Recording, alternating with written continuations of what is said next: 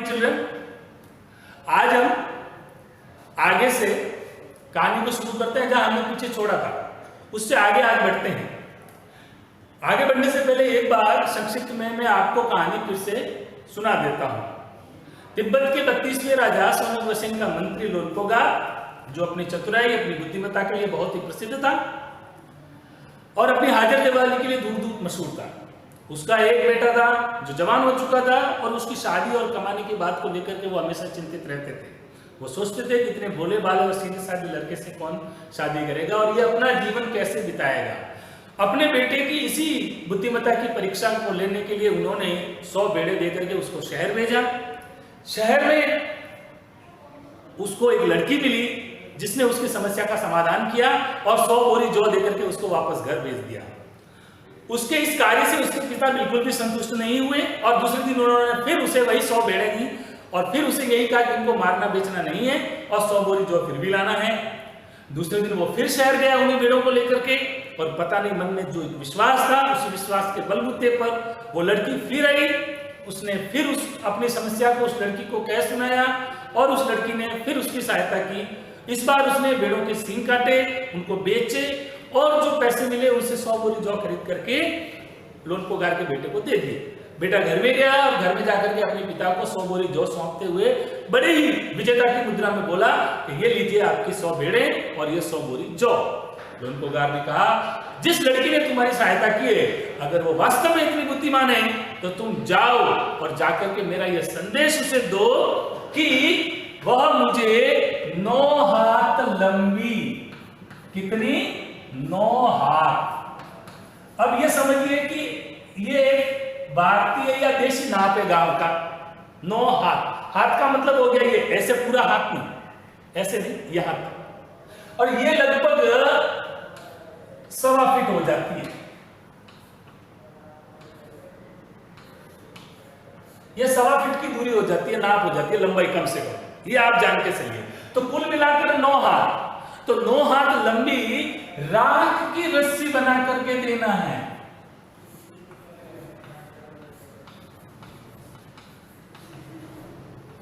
किसकी? राख की रस्सी। राख क्या होती है ये मैंने पिछली क्लास में आपको बताया था। राख की रस्सी बना के देनी है। लोनपोगार जानता था कि राख की रस्सी बनती ही नहीं है और अगर बन भी गई, किसी ने अपनी चतुराई से बुद्धिमत्ता से अगर बना भी लिया तो वो ज्यादा देर चलती नहीं है। अगर हवा का झोंका आया तो टूट सकती है, किसी ने हल्का सा हाथ से छुआ तो भी टूट सकती है। तो राख की रस्सी तो बन ही नहीं सकती। लड़का तुरंत दौड़ा दौड़ा वापस शहर की तरफ गया और जाकर के वहीं खड़ा हो गया। पता नहीं कहीं ना कहीं उसके मन में उस लड़की के प्रति एक लगाव पैदा हो गया था। उस लड़की के भी मन में उस लड़के को लेकर के कहीं ना कहीं प्रेम के अंकुरण फूट रहे थे और उसी प्रेम वश होकर वह लड़की वहां पर उसी का इंतजार कर रही थी। वो लड़का गया और उसने जाकर के अपने पिता की सारी शर्त उस लड़की को कह सुनाई। लड़की ने कहा कि मुझे तुम्हारे पिता की शर्त मंजूर है, लेकिन उससे पहले मेरी भी एक शर्त है। और वो शर्त क्या? शर्त ये थी कि मैं 9 हाथ राख की रस्सी बना तो लूंगी, लेकिन मेरी शर्त है कि तुम्हारे पिता उसको गले में पहने। गले में पहने, गले में पहने। अगर वो गले में पहनने के लिए तैयार है तो मैं 9 हाथ राख की रस्सी बनाने के लिए तैयार हूं। लड़का जिस गति से शहर की तरफ गया था उसी गति से उल्टे पांव वापस अपने घर आया। घर आकर के अपने पिता लोनपोगार से बोला कि पिताजी, लड़की 9 हाथ राख की रस्सी बनाने के लिए तैयार है, क्या आप उस राख की रस्सी को अपने गले में पहनेंगे? लोनपोगार जानता था कि पहली बात तो राख की रस्सी बनाना असंभव है और दूसरी बात उसको पहनना तो नामुमकिन है। उसने कहा कि मुझे लड़की की शर्त मंजूर है, क्योंकि उन्हें अपनी बुद्धिमत्ता पर इतना भरोसा था कि पहली बार तो राख की रस्सी बन ही नहीं सकती। लिहाजा उन्होंने कहा कि जाकर के तुम्हारी उस मित्र से कह दो कि मुझे तुम्हारी शर्त मंजूर है। लड़का फिर दौड़ा दौड़ा शहर की तरफ गया और जाकर के उस लड़की से कहा कि मेरे पिताजी को तुम्हारी शर्त मंजूर है। लड़की ने क्या किया? बहुत ही एक सरल सा उपाय उसने किया। उसने क्या किया? एक पत्थर की ऐसी चौकोर शिला ली। शिला समझते हैं? शिला, शिला यानी कि चट्टान, जो पतला था ऐसा,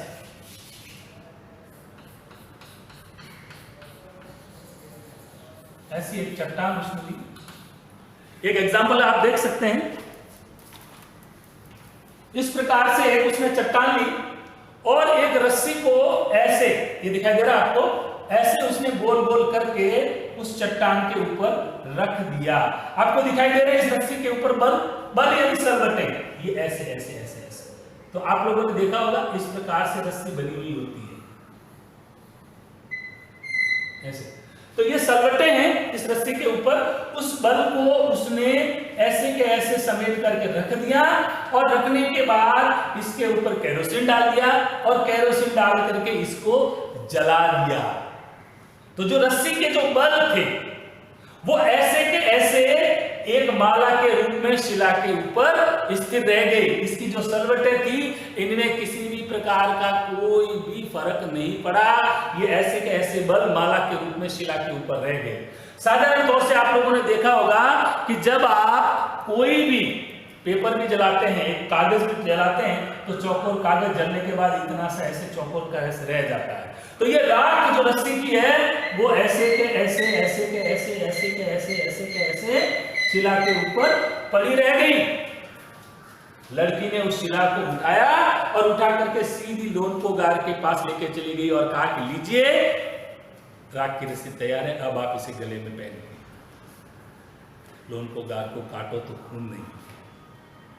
उसे विश्वास नहीं था कि तिब्बत जैसे देश में उससे भी बुद्धिमान कोई है, क्योंकि उन्हें अपनी हाजिर जवाबी पे बड़ा घमंड था, अपनी चतुराई पे बहुत ही अहंकार था।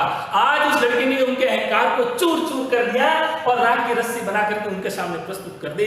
लोनपोगार जानता था कि इसको गले में पहनना तो दूर, छूना भी नामुमकिन है। अगर छुआ तो छूते ही ये रस्सी टूट जाएगी, राख सारी उड़ जाएगी। उसने बिना एक पल गंवाए, ये लोनपोगार के लिए स्वर्णिम अवसर था, बहुत ही सुंदर अवसर था। उसने बिना एक पल गंवाए उस लड़के के सामने उस लड़की के सामने अपने पुत्र से शादी का प्रस्ताव रख दिया। लड़की बुद्धिमान थी, ये तो हम जान ही चुके हैं, लेकिन साथ ही साथ वह बहुत ही समझदार थी।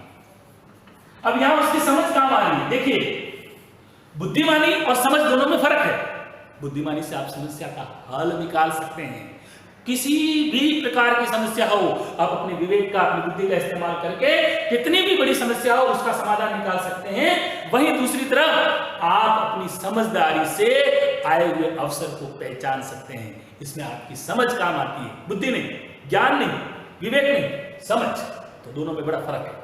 तो लड़की ने तुरंत अपनी समझ का इस्तेमाल किया और मंत्री के प्रस्ताव को स्वीकार कर लिया। वो जानती थी, अरे इतना बड़ा मंत्री है, इतना बड़ा महल है, घोड़े गाड़ी नौकर चाकर सब कुछ है, मुझे बहुत अधिक मेहनत करनी नहीं पड़ेगी, बुद्धि मेरे पास है, अपनी बुद्धि लगाऊंगा और जीवन भर लोग नौकर चाकर मुझे कमा करके देंगे। उसने तुरंत लड़के से शादी के प्रस्ताव को स्वीकार कर लिया।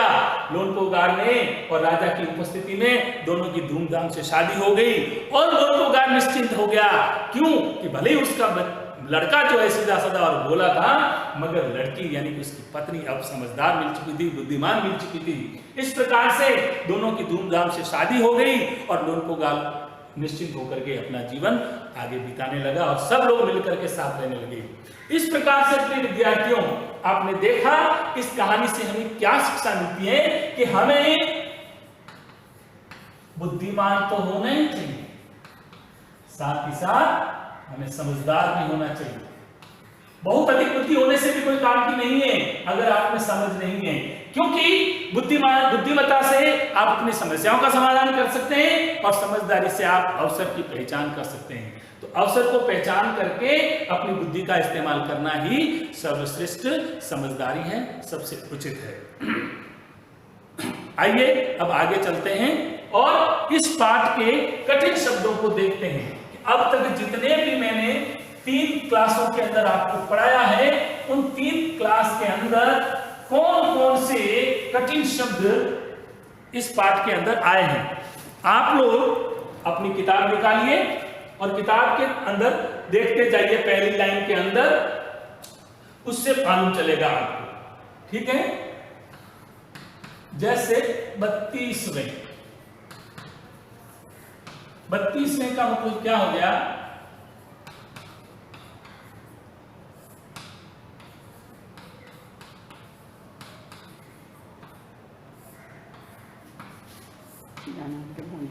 (32) यानी 32 नंबर का 32।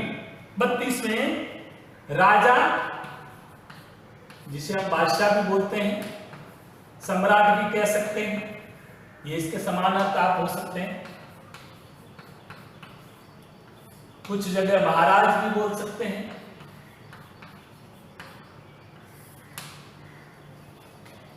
हाजिर जवाब,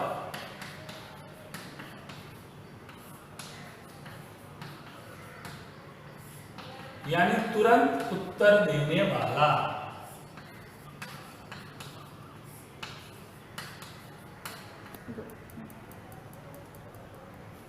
मशहूर, प्रसिद्ध, जो अच्छे काम के लिए दूर दूर तक विख्यात हो, जिसको लोग जानते हो, जिसके बारे में लोगों को पता हो। इसका एकदम उल्टा होता है, जो बुरे काम के लिए मशहूर होता है, इसको बोलते हैं कुख्यात। ये इसका विलोम हो गया, कुख्यात, उल्टा। मंत्री, ये एक महत्वपूर्ण पद होता है, एक प्रकार का पद है जो राजा के दरबार में होता है, या वर्तमान समय में प्रधानमंत्री और मुख्यमंत्री के मंत्रिमंडल में होते हैं। इनका काम क्या होता है कि राजा या मुख्यमंत्री या प्रधानमंत्री को सलाह देना, राजकाज चलाने में सहायता करने के लिए राजा को सलाह देना। यही कारण था कि मंत्री 32वें राजा सौनक बसेन के यहां, 32वें राजा सौनक बसेन का मंत्री था लोनपोगा, और उसका बेटा था जो था भोला। भोला यानी सरल स्वभाव, सीधा साधा, जिसे दुनियादारी का पता नहीं हो। आराम से उनकी जिंदगी चल रही थी, आराम से। इसको अपन ऐसे भी बोल सकते हैं, चैन से, मजे से।